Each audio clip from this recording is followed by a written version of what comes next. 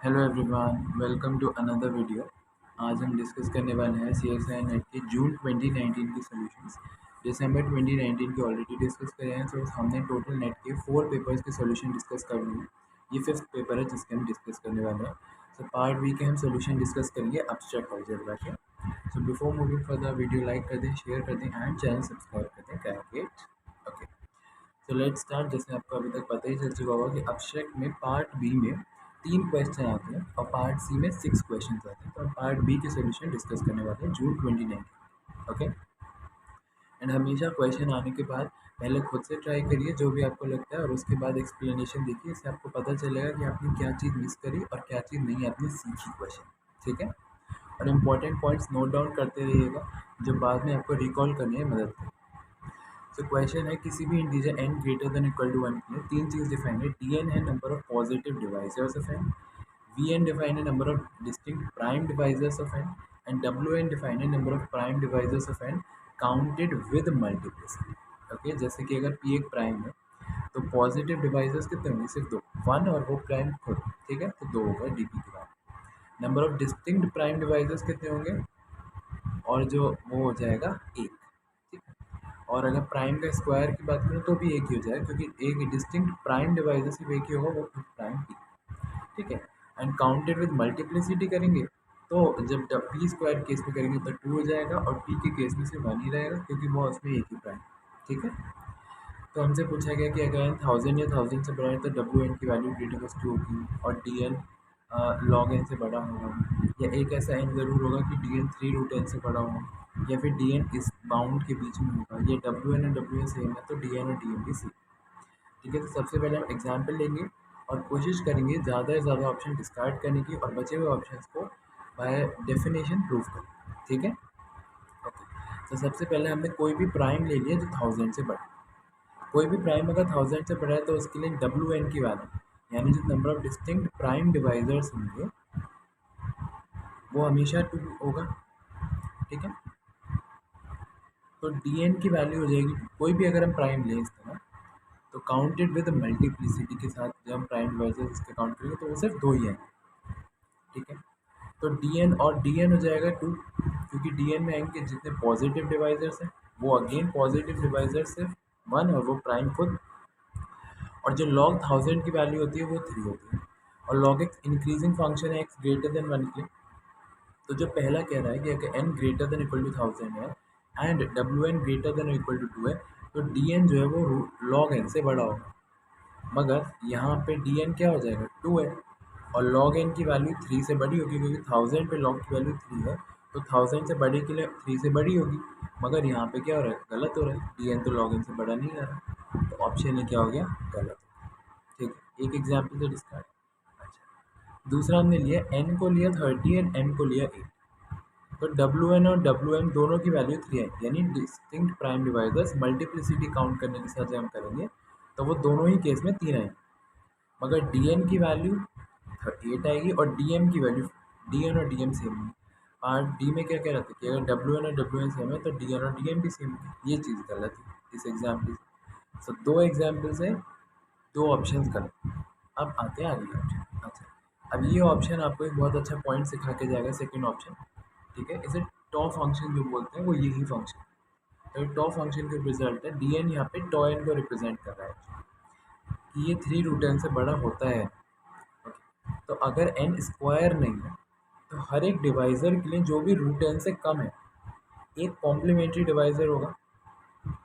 Complementary divisor means कि जो भी डिवाइज़र है उसके करस्पॉन्डिंग दूसरा डिवाइज़र होगा कि उन दोनों का सम टोटल n हो जाए, इस तरह कि वो दोनों ही डिवाइड कर जाए जो √n से बड़ा होगा दूसरा चीज़। तो जो डी एन है, क्योंकि डी एन क्या होता है? Prime divisor, sorry D N होता है सिर्फ पॉजिटिव डिवाइसेस कितने हैं, तो जितने भी पॉजिटिव डिवाइसेस होंगे वो 2√n से लेस होंगे, क्योंकि आधे में हिस्से में आधे हिस्से में √n आ गए, बचे हुए आधे हिस्से में √n, यानी टोटल 2√n।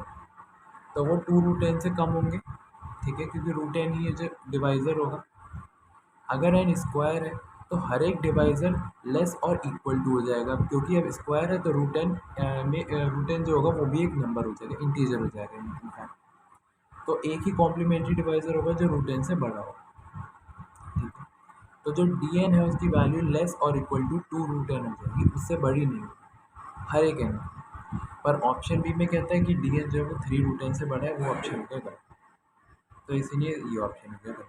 अब बचा है यहाँ पे एक थर्ड ऑप्शन कि डी एन जो है वो इनके बीच में बाउंड है। तो हमने एन ले लिया कोई प्राइम फैक्टराइजेशन एन का, ठीक है। तो वी एन क्या हो जाएगा, वी एन हो जाएगा हमारा प्राइम डिवाइजर्स, वो हो जाएगा के जितने एन, डब्ल्यू एन हो जाएगा इनका सम, जितनी सारी मल्टीप्लिसिटीज़ के साथ उन सब का सम। और डी एन क्या हो जाएगा, डी एन में होता है टॉ एन होता है, टॉ एन की डेफिनेशन होती है n1+1 into n2+1 up to N के प्लस, ठीक है। अब n+1 जो है वो ग्रेटर देन इक्वल टू 2 होगा हर नेचुरल नंबर की, क्योंकि n नेचुरल नंबर है तो 1 से स्टार्ट होगा, तो n+1 greater than equal to 2।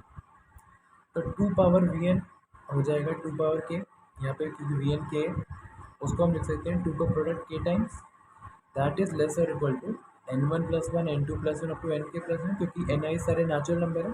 और ये हो गया ये हो गया डी एन, डी एन यहाँ से। अच्छा 2 पावर डब्ल्यू एन क्या होगा, 2 पावर n1 टू एन के हो जाएगा 2 पावर n1 2 पावर n2 टू 2 पावर n। 2 पावर n जो है वो greater than equal to n+1 होगा फॉर ऑल नेचुरल नंबर, जानते हैं। तो हर एक के लिए वो greater than equal to D N हो जाएगा, n1 हो जाएगा n1+1, n2 हो जाएगा n2+1। तो यहाँ से हमारा आ गया कि 2 power V N lesser equal to D N, और यहाँ से हमारा आ गया D N lesser equal to 2 power W. तो यानी बाउंड बिल्कुल करेक्ट है, तो ऑप्शन सी बिल्कुल करेक्ट है। तो इसीलिए इसका ओनली ऑप्शन थर्ड करेक्ट। अब हो सकता है वहाँ एग्जाम में इतना टाइम ना हो थर्ड चेक करने के लिए, तो आप बाकी ऑप्शंस को डिस्कार्ड करके थर्ड डायरेक्टली वैसे ही बता सकते हैं, क्योंकि पार्ट बी में एक ही करेक्ट ऑप्शन है, ठीक है।